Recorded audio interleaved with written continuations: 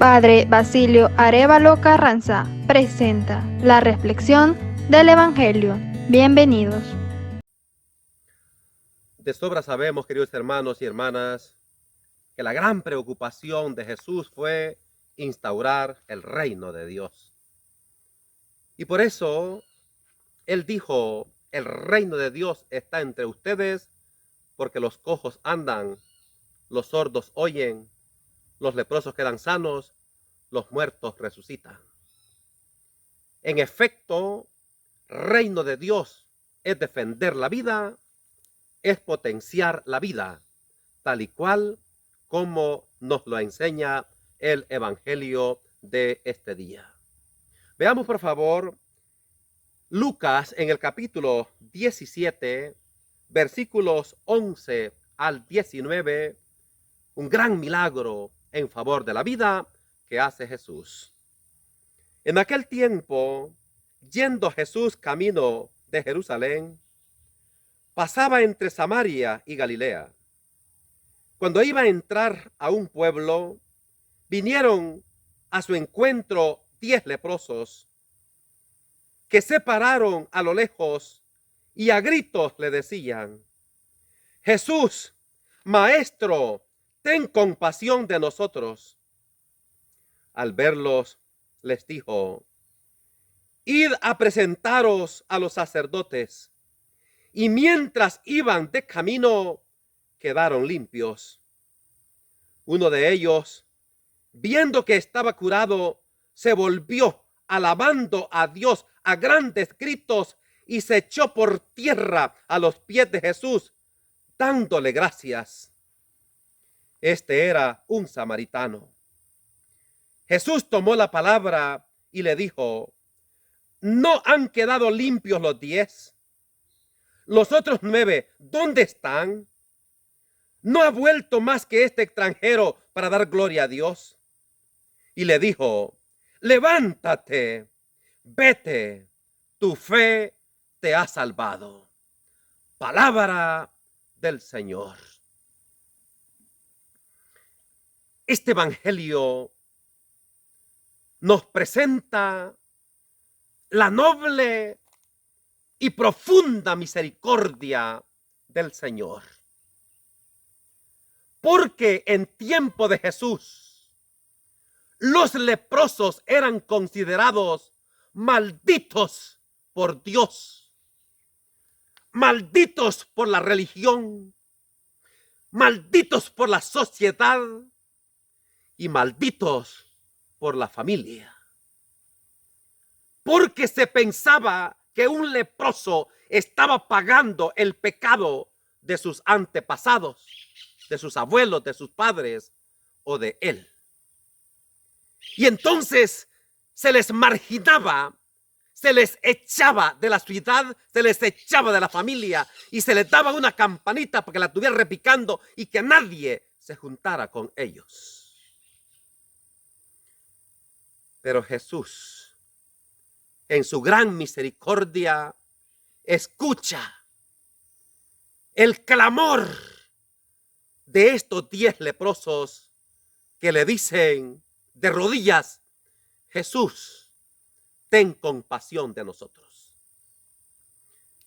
Y Jesús no les cura, sino que les dice: vayan a los sacerdotes. Y mientras van de camino, mientras van caminando, mientras van dando pasos, quedan curados. Esto es lindo, hermanos. Porque el leproso puede ser tú y puedo ser yo. Y no importa que estemos en la iglesia, no importa que seamos lectores de la Biblia, podemos ser leprosos, pero lo lindo es que a pesar del pecado, vayamos caminando, vayamos en marcha, con la esperanza que por el camino quedaremos curados. Tercero, ¿para qué ser curados? ¿Para qué ser sanados, para volver al cumplimiento de la ley, para volver al trabajo cotidiano, para volver a una vida simple y sencillamente como la de antes. Esto les pasó a 9. Fueron sanos, fueron curados para seguir lo mismo, para seguir en la misma vida tradicional, en la misma vida de antes. El gran mensaje está en un extranjero, en un samaritano, que cuando se ve curado, regresa alabando y glorificando el nombre del Señor, se postra y adora a Cristo Jesús. Esta es la actitud del curado. Y a este Jesús le dice: levántate, tu fe te ha salvado. Qué lindo, hermanos.